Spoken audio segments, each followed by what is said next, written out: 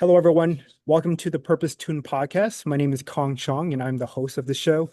The goal of the show is to create valuable content to broaden your knowledge, inspire you to act, and get you in the right mindset so you can apply it in your own life to drive impact, generate meaning, and achieve your purpose. Now, today, I'm very excited about introducing today's guest. His name is John Wang. John is the award-winning author of Big Asian Energy. He's also the host of the Big Asian Energy Show and a certified leadership coach helping Asian leaders. He has been featured on NBC, CNBC, Wall Street Journal, TEDx, uh, Audible, and his featured works and videos has reached over 20 million viewers and 240,000 followers. John is also a TEDx speaker and a keynote speaker, as well as a world traveler to 52 countries. John, thank you so much for your time here. And I just want to say it's a privilege to be in your presence. I know that you've done so much to help the Asian American community, particularly for me as an Asian American male. I grew up not having a role model, not seeing somebody like you. And so to be in your presence means a lot to me. So I just want to say thank you and welcome to the show. Thank you so much, man. And it's a joy to be here. It's a joy to connect. And like the kind of ongoing joke that I have is like I love Asians, right? Because I really do. I think there's so much amazing things about us that we don't get to see in the media. And the truth is, like we have incredible stories. We have incredible humans amongst our community. So anytime I get to talk about this, it's a good day for me. Yeah, that's fantastic. And thank you for being a role model to all of us. There's so many lives that you've reached and inspired. So congratulations on your success. I'm curious, how did you get started in this space? I mean, personal development has always been a part of my life. I think since I was a kid, I was like at 17 years old Mm, was when I first discovered the focus of inner work. But in terms of the identity and like Asian American experiences, this didn't really come to me until around the time of COVID. So during the time of COVID, there was, a lot of anti-Asian hate that was happening. And actually, that also affected me. I was walking downtown one time and I was actually just coming out of a store, and this random stranger, like this, like maybe he was in his 40s or 50s looking white dude came up, spat on me, mm, and told me, go back to your own country. yeah. And of course, my first reaction is like, this is my country. Like I am in my own country. Like this is where I'm from. Um, and then I got invited to go and speak on stage to talk about this at a rally. And I was saying like, I we are often seen as shy or quiet, I feel like, by the general public. And I think that was a big reason why it is that we were targeted, with that we were seen as easy targets. But the Right. truth is that if you actually hang out with Asians, like there's nothing shy about us at all. Like go see us at karaoke or go check out and hang out with my Right. mom, like at dim sum. Like you try grabbing the bill at any dim sum restaurant and you tell me that we're shy, right? Like Yeah. Yeah. Yeah. there's Totally. nothing shy about us. So the question I always had is, at what point did we start giving out this perception? And I really started looking at what kind of resources were there that allows us to speak up more and be seen. Because I grew up having always been taught, like, work hard, keep your head down, don't make waves. And that was always a big messaging of like, we're here to use our competence Right. to earn our acceptance, rather than realizing that our assertiveness is actually one of the biggest superpowers that we really have. Mhm. So the more I dived into it, the more I was looking for books around this. I was like, there weren't any. Mhm. And at the time, I was, in fact, when we were pitching the book with my literary agent, to all these different publishers, the number one thing that came back was like, they all came back. They're like, we looked on shelves, we looked in libraries, we tried to find books that specifically talked about these, experiences or cultural experiences that were for us, and there were none. They couldn't find any comparable titles. So that was when it is. I was like, okay, let me start by just doing research on this. And at the very least, I could start putting it online or like putting it on through social media, because social media is a double-edged sword, but there's so much that we can actually share on there. So at the time I decided, I have some resources. I hired a couple of research assistants and I went and I said, find me every every study you can find on Asian Americans around these topics, around confidence, around all these things. Right. And they came back and I started talking about it and I started sharing about it. And the more I started sharing about it on social media, the more it started to grow. And that was essentially when I realized, okay, maybe there's something here. Like if I was to write a Yeah. book that was talking to my 17-year-old self, Mhm. what would I say? Right. And that was where the seed of Big Asian Energy essentially was born. That's fantastic. I mean, I'm glad that you're able to recognize that there's a need for this work and that you're able to capitalize on it to make an impact, right? And there's so many people that find themselves in that situation but choose not to do anything about it because one, fear of being judged, maybe imposter syndrome, which I'd love to talk to you more about. Like what, what's your view on imposter syndrome and how that relates to Asian Americans. And Yeah. then the third thing is that um, there's not a strong belief that we are capable, that we can Hmm. do such thing to change the lives of people, right?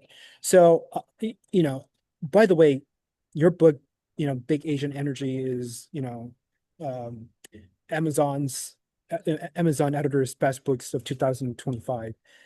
So for those of you that are listening, I highly encourage you to get it. What would you say for those people that are not Asian, of Asian descent? Like, should they still get this book, or does this book only pertains to a specific race? What's your thought? I mean, really what I talk about isn't so much race, but culture. Hmm. And I would probably say is yes, I've actually had a number of people who are not Asian come back and said, hey, listen, it's really random. I bought your book, even though I'm not Asian. And I learned all these things and I discovered it because so many of the things. So there's three sections of the book. The first section is talking about patterns and how the patterns in our lives, especially as achievers, like there's a lot of like quiet overachievers that I see in us who are like super focused on competence and capability, but they don't know how to promote themselves, or fixers who are like people who often go into kind of people pleasing patterns, or who are so dedicated to let me help everyone else around me and caretake everyone else around me, but then end up struggling to receive help for themselves. So the whole first section is all about that. And that is probably one of the most universal things that people have come back and said, oh my God, like I didn't realize, you talked about imposter syndrome, right? Like, I didn't realize how much imposter syndrome I was holding. I Mhm. didn't realize how often I doubted myself, Mhm. where, I believed that, I was carrying these invisible stories that I needed to keep working harder and burn myself out to deserve the same recognition that my peers were already getting. Right. And I didn't realize how often I was pulling myself back, self abandoning, self diminishing, self Mhm. censoring at times that I didn't need to. So that is probably the biggest section that I found that a lot of people have given me feedback on.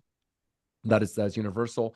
The second section is just all practical communication skills, because I was like, we gotta have those communication skills of how do we communicate more assertively, more confidently. Like, how do you deal with somebody who's, you know, um, being difficult, right? Many of us, we grew up being used to the idea that our job is to more listen, and that if somebody challenges us, we weren't taught how to deal with confrontation, Right. because confrontation was just built into our system, right? If an older person in your family says something to you disagree with, you Mhm. don't fight back. That's disrespectful. Right. You nod. Yeah. You could just, disagree quietly in your Right. mind and being like, this is dumb. But like, in voice and action, you just kind of like, okay, sure. Yeah. Right. So those two parts, I would say, is both are probably the most universal. And the third part, which is really on Asian, like it's called Big Asian Community. Mhm.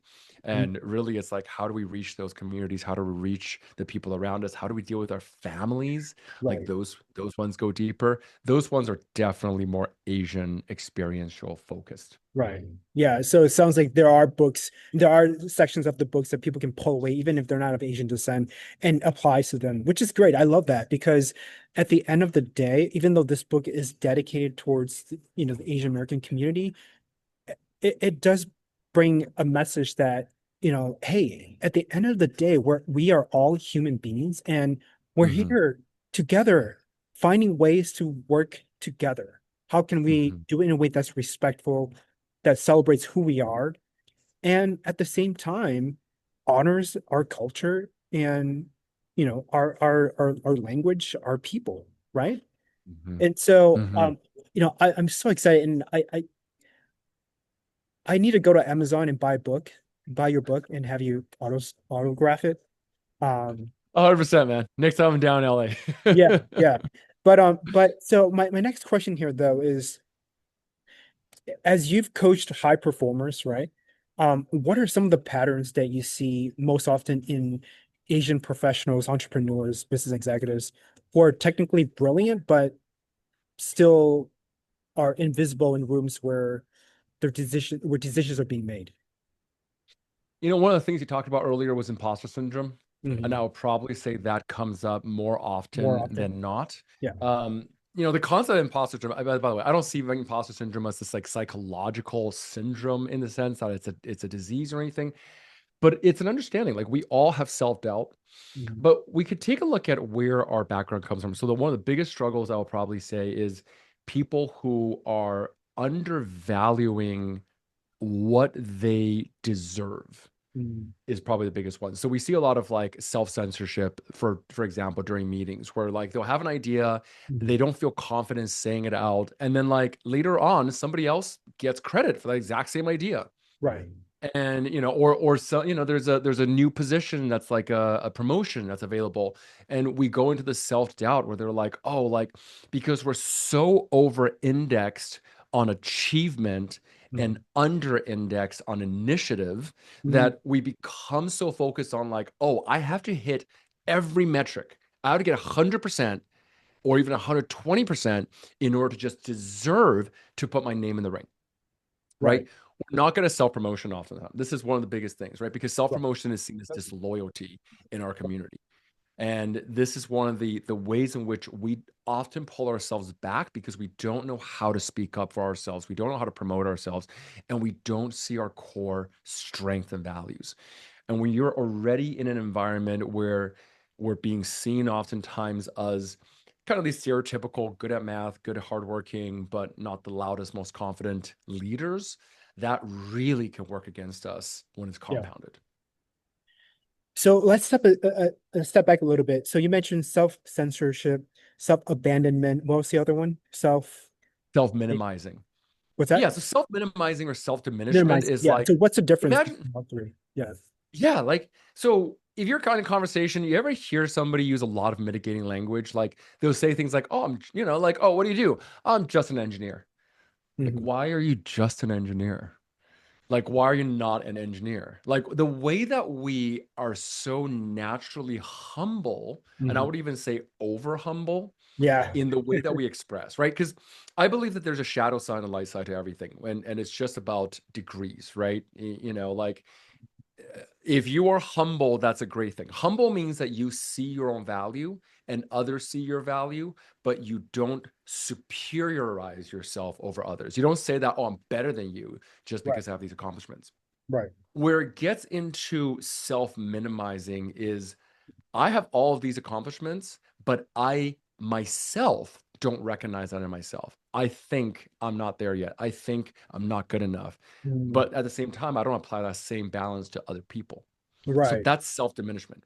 Right. How it comes out is we don't put ourselves to the right jobs that we really deserve. We don't talk about our credit, things or fight for the credit that we deserve. Or we just don't see ourselves as being at the same level as others. And Right. that kind of self doubt that really comes up. So that's self diminishment or self minimizing. Self censorship is pretty self explanatory in the sense like we don't say what we really feel, Right. right? We often have this persona where it's like we have like our work selves Hmm. and then we have our family selves, right? Hmm. Or our friend selves. So with our friends and family, we'll say things. We're not afraid of confrontation. This is Hmm. why I always find it funny when people are like Asians aren't confident. I'm like, if you see us when we're with other Asians, we're Right. confident. Can I swear on the Yeah. show? Right. Exactly.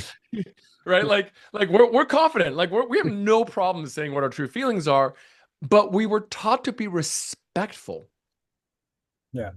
when we're in those work arenas because we're taught that at our childhood that it's like school, right? We're taught to have high standards for when we speak up. So Right. we self-censor because we go, oh, I can't say it until the idea is perfect. Right. Yeah. Yeah. Perfectionism. That's a huge part. Right? So a lot of times when we start seeing the things for what they are, it's like, well, that didn't make any sense. Why are we holding ourselves back so often? Mhm. Yeah, that's beautiful. I mean, I certainly have done all three or four of those things in my I have a whole career. list. I'm all And I'm all over the place on that one. so now that you've explained it, it gives me more clarity and the listeners more clarity what these things are and how that shows up in their lives and how they can find ways to not do more of those things, right? Um, Mhm.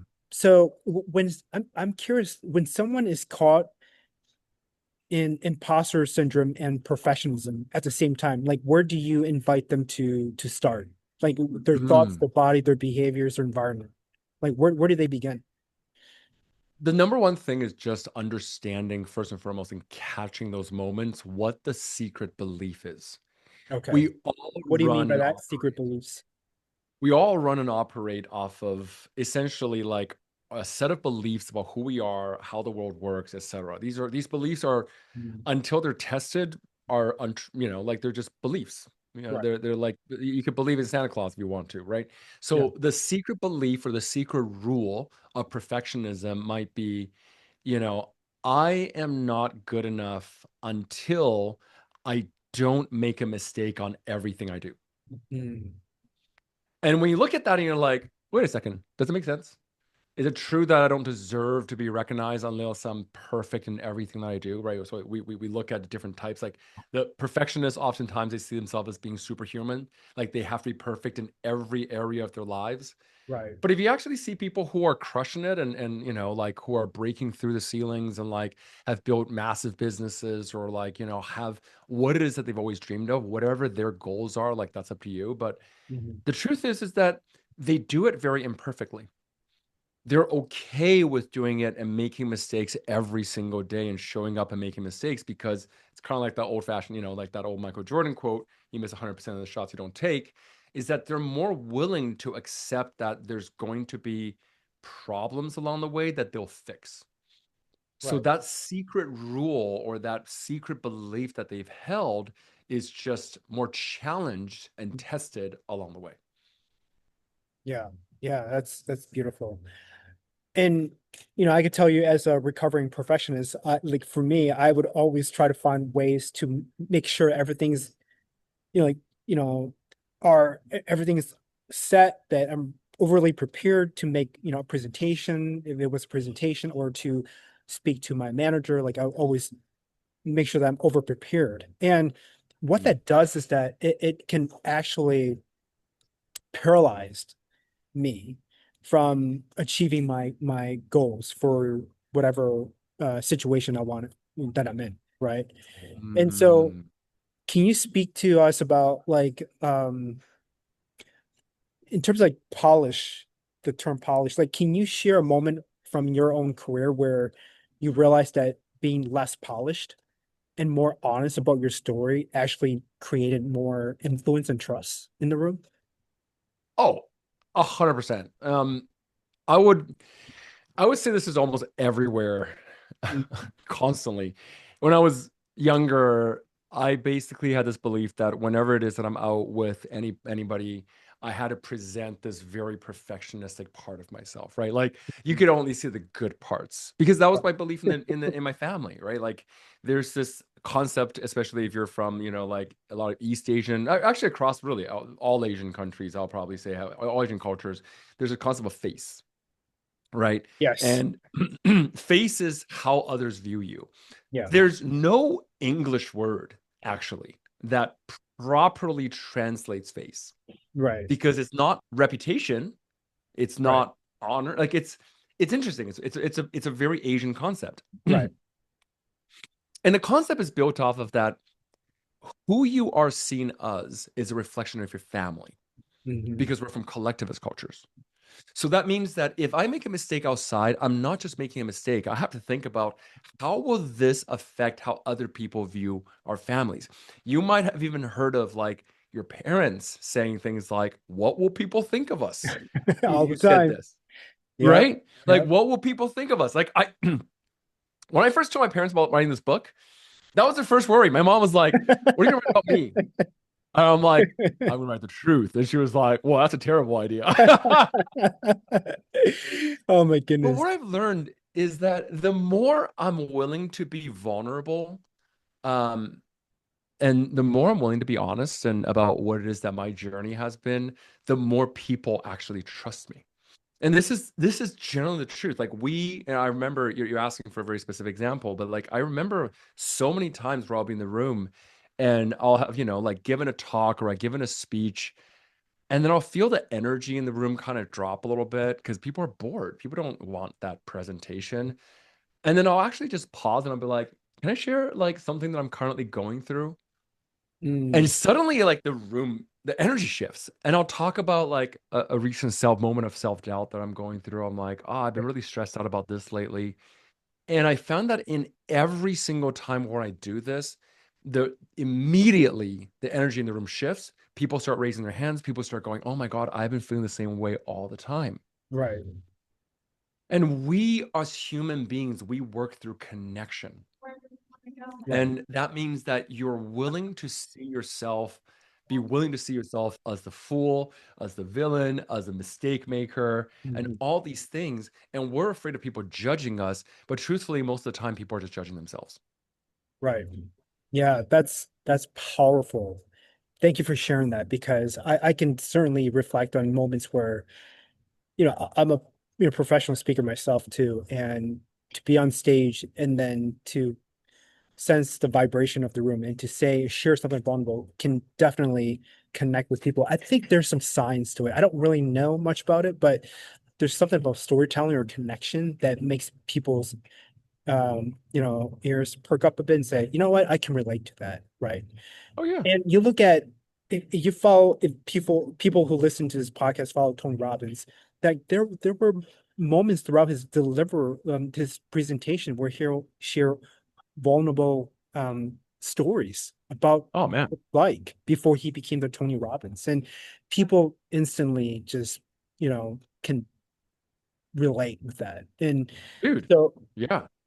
yeah. Yeah, I want to interject because you mentioned Tony Robbins, and it's so funny because literally I just came back from Date with Destiny Oh, in no way. Florida How was that? like 3 days ago. Oh my Oh gosh. man. So Date with Destiny, for those who don't know, it's his like biggest event, right? It's like a Yes. 6 day. We're going until 3, 4 a.m. in the morning. We go hard. And what I really love about this event is exactly as you say, like Tony is unapologetic about his own failures and mistakes. He Mhm. talks about it. He talks about how his own son, like became obese Mhm. and, had drug problems and how he was trying to help us, Tony. Imagine being Tony Robbins' son and being Right. obese, unmotivated, and, Right. smoking weed all the time. But Right. he talks about the struggles that he goes through Mhm. because the truth is we're all human, right? Like we have this, we build people up in our heads about like, oh, I can't talk to this person about this because they're the CEO or like they have like $1 million business or they have this certain level of success. And we automatically put ourselves on a hierarchy Mhm. with these people, Right. but we don't realize that they're just human. Human beings. Yes. They're human beings. Right. And that means that to be a human being means that you're imperfect. It means that you will make mistakes and mess up all the time. Mhm. All the time. I mean, at one point he was giving a presentation. He was like doing this thing. He was trying to, I remember he was trying to put up this um I don't remember a few years ago there was like this like sound like lorry versus like it was one of those like audio effect things where like half the population would hear one word and the other half the population would hear another word. It was one of Okay. those things and he was using that as an example and he was playing these two sounds and the audio just messed up and the effect was complete. Like he just botched that. Like nobody got what he was going for, and he just laughed. He was just like, "Yeah, like this is that example." Just like like that didn't fucking work at all, did it? And he It's just rolled with it. right. I mean, imagine making a mistake in front of 5,000 people who paid thousands of dollars to see you, and you botch up this big moment, Yeah. and you just like, well, whatever. What are you gonna do? This is what it is. Like, okay, well, this is the concept. Let's go to the next thing. Right. Yeah. Mistakes are normal, Yeah. right? Right. You're so correct in the sense that sometimes we compare ourselves to others and we put ourselves, at a lower status or even at a higher status because of our ego, maybe, to find a way to feel better about ourselves, right? Hmm. I mean, Yeah. I know people that they put themselves at a lower status so they can feel better about themselves because it makes them feel less than. They don't want to take the Hmm. responsibility to be more, right? Hmm. And then there are people that, you probably have met, and so have I, prior to this recording, right? That are ranked high on ego and they want to be the winner, the champion. They want to be seen all the time. They want to be, like the know-it-all, right? Hmm. Because to them, that's what success means. Hmm. And Yeah. so we have to be mindful in terms of understanding what our values are and aligning our Absolutely. work, our performance with those values to achieve Hmm. a fulfilling life, right? Because Hmm. at the end of the day, to your point, it's not about the name recognition or the money, is the connection. It's connection to the people, the connection to yourself. Hmm. And how do you feel about that? Is it genuine? Is it not? Does it give you a sense of Hmm. fulfillment, purpose, and meaning, or does it not? Right? Hmm. Because money Yeah. can't buy fulfillment. Like that's something you have to design intentionally and cultivate it, right? Hmm. Like you probably know, and I certainly know people that they look successful on paper, right? They're Hmm. wealthy, but yet they're on their third marriage. They don't have relationship with their kids and Hmm. they hate themselves. And so like so me and you in this space, like when we talk about success, Hmm. it's beyond money, right? Hmm. But I Yeah. want to know more about, from your perspective, what does success mean to you? Is it all of the things that I just said? Is it some of the things? How do you coach your clients to be more aligned with their authentic self? Because this work requires authenticity, and you can't be Hmm. vulnerable without authenticity. I think that authenticity as a word has been used a lot, but it's hard to understand because it's experiential. Hmm. And what I mean by that is that most of the time we don't realize how much of authenticity is in our bodies. And what I mean by that is that we could say we're authentic, but most of the time it's just ideas. I'm a really big believer that even we're talking about values, when you ask people their values, most people lie. And I'm not saying that they lie because they are trying to lie, is that they lie to themselves. They'll Mm. say things like, oh, my highest value is purpose. And I'll go, okay, great. Let's pull up your calendar. How many things have you done the past week that are in alignment with these values that you have? Oh, like I'm really valuing contribution and service, and like my highest value is purpose. Okay, let's take a look at your last week. Like, how much time have you spent actually doing the things that you say you value? Mm. And I'm not saying that in the sense of like shaming anyone, but it's Right. just that our base programming always goes back to what brings us a sense of three fundamental desires, which is our need to be loved, Mm. saved, safe, and belong, right? Love, safety, and belonging. These are like the most fundamental things.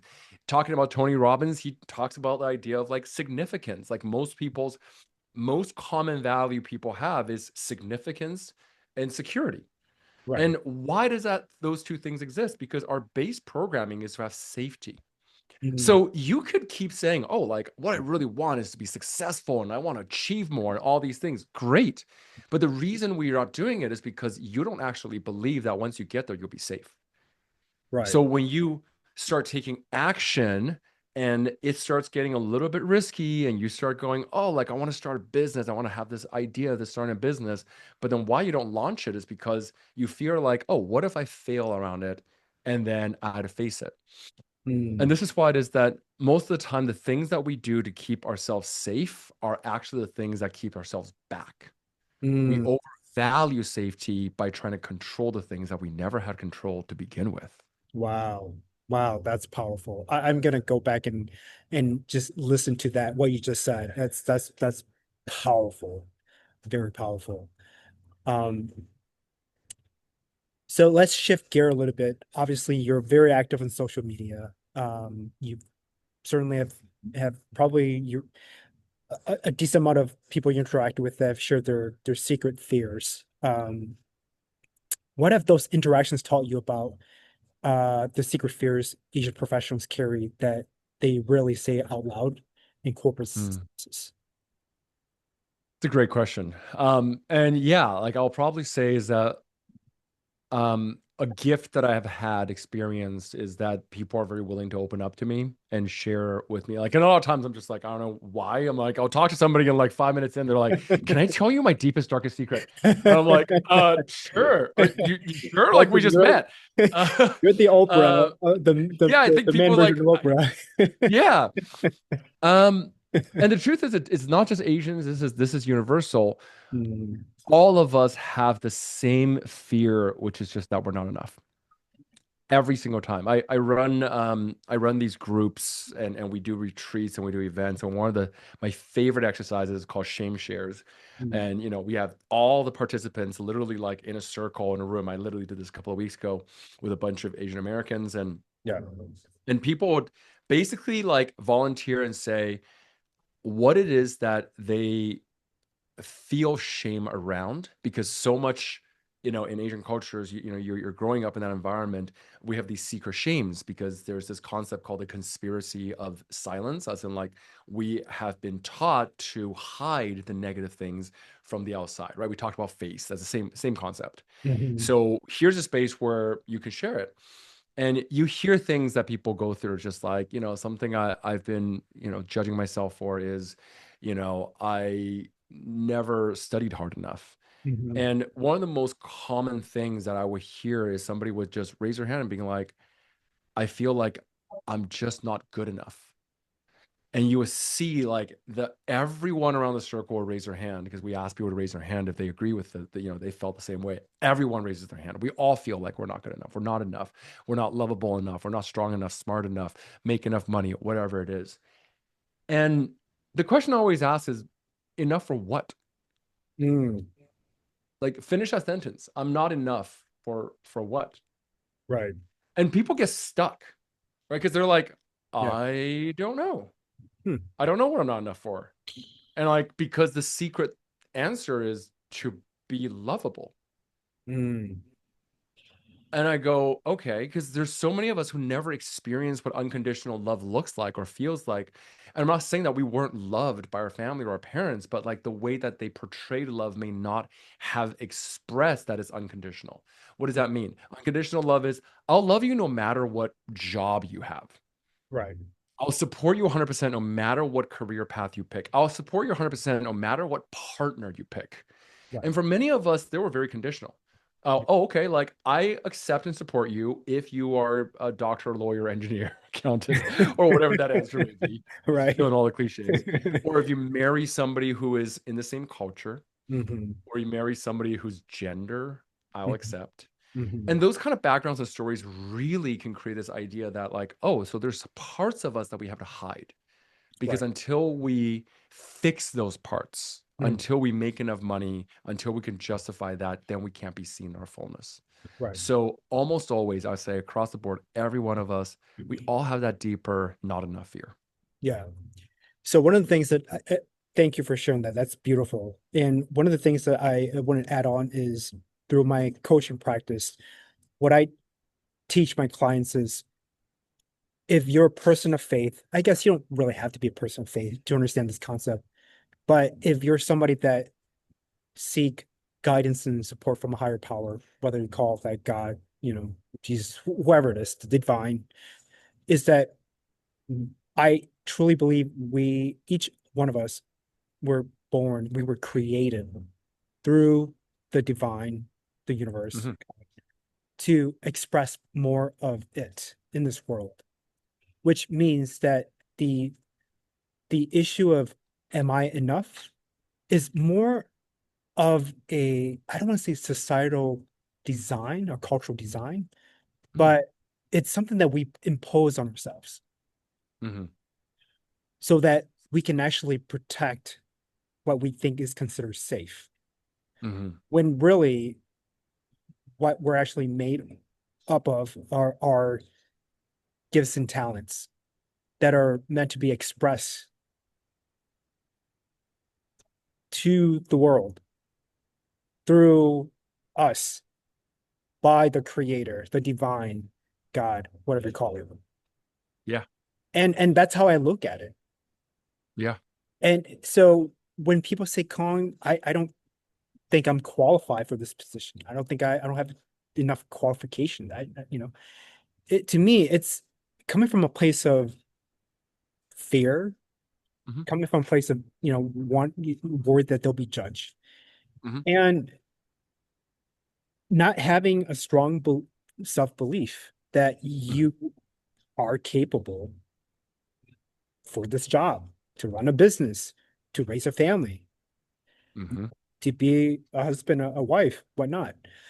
And Hmm. so it's really also about how people see themselves. Hmm.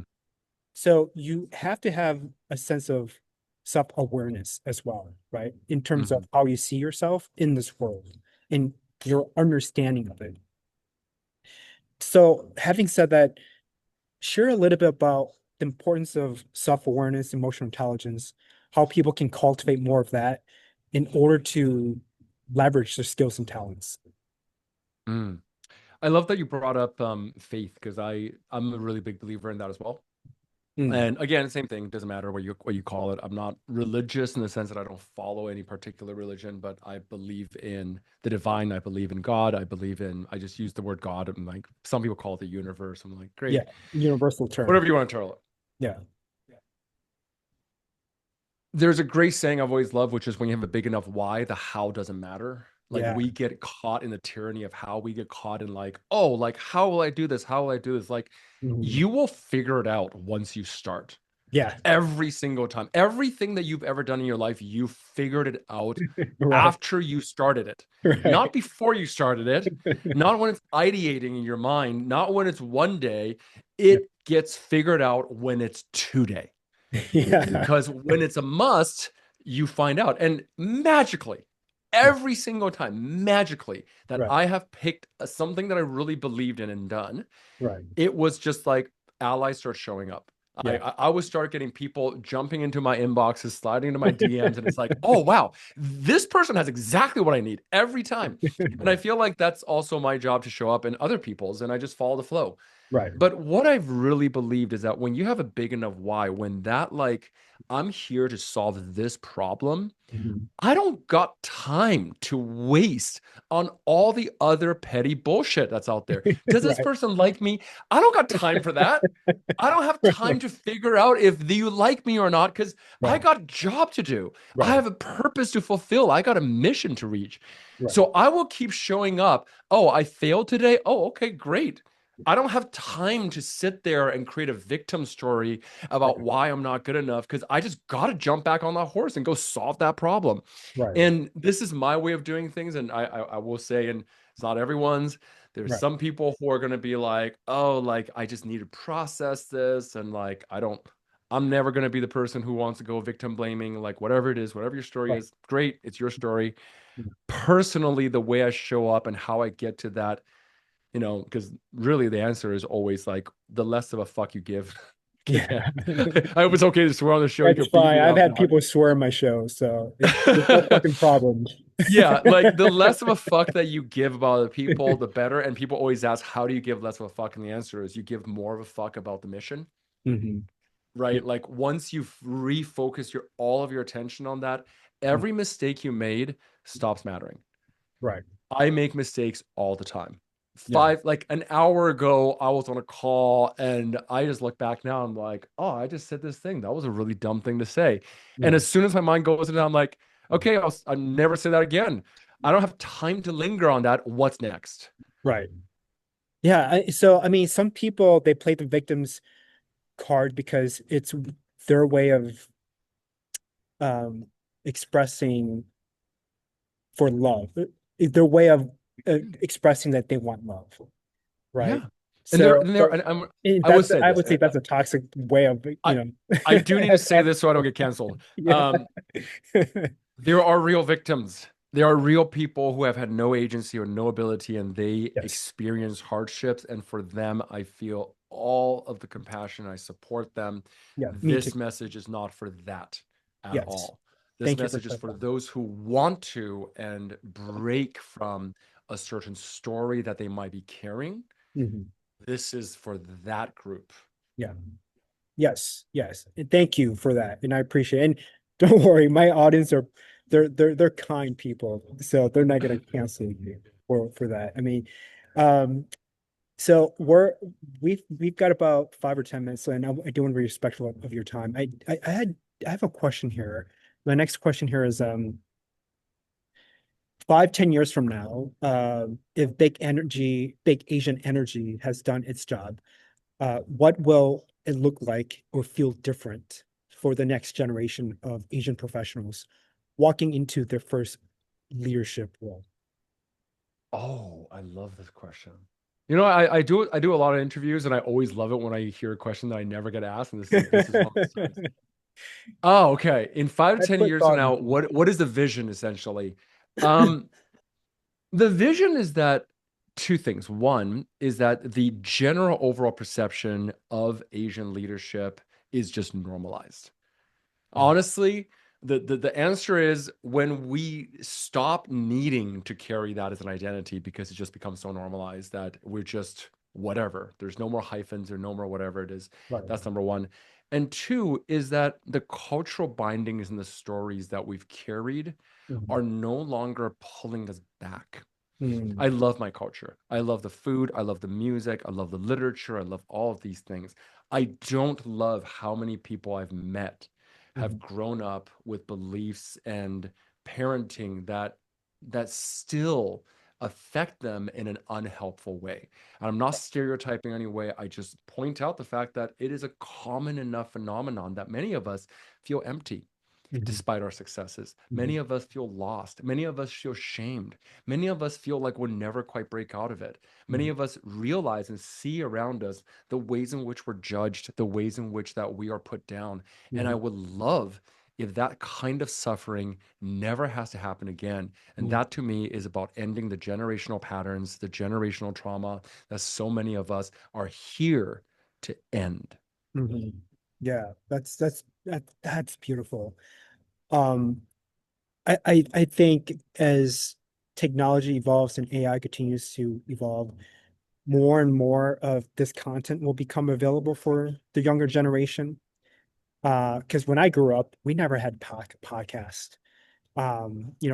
The content that's just readily accessible, through our phones, social media to consume this type of work. And so I'm just so proud of you, John, for all of your accomplishment and the work that you do in this space to uplift, inspire, and empower Asian American professionals, leaders, and future generations to step into the best, most authentic, powerful version of themselves, to Mm, lead a life of purpose and meaning, because we need more of that in this world. And it's only through works that you do, largely, that will help people step into the full version of what they're meant to be.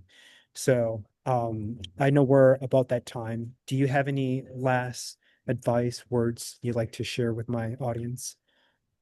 I always want to leave with the same thing that I always say, which is I believe in you. Yeah. I believe in you.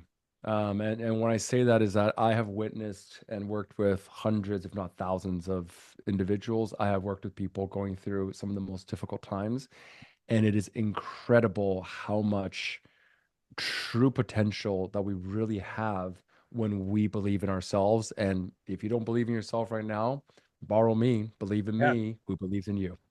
That's beautiful. Yeah. And where can people find you if they want to connect with you? Yeah, find me on Instagram at John Wang Official or on TikTok as John Wang Bay. My website is bigasianenergy.com. And if you are in a bookstore and you see Big Asian Energy on the shelves and you're interested, go check it out. Leave a review or leave a comment, send me a message. I love it when people slide into my DMs. So yeah, Yeah, that's great, guys. I mean, John is so genuine, and it was easy for me to get a hold of him. So John, thank you for just being so receptive. You preach your work, and I just love that. And John, thank you. I appreciate it. Folks, check him out. I encourage you all, please. And until then, thank you for listening.